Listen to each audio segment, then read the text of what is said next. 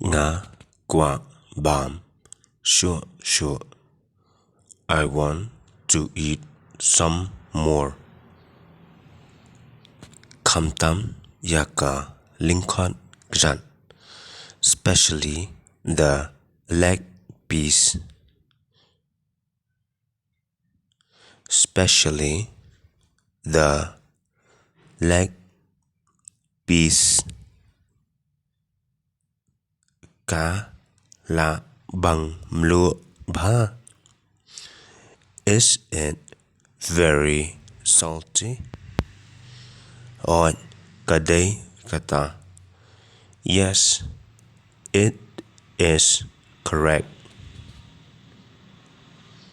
Nga posniu shapang jingbam. I dream about food. Ba nga dang bam.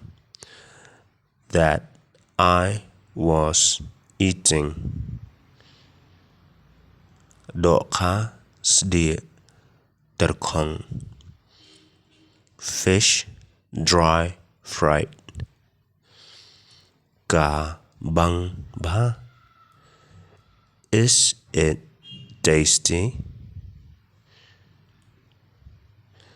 Ngadan shibun ban yaka ba ngala ban bam. I have got more than I can eat. I have got more than I can eat.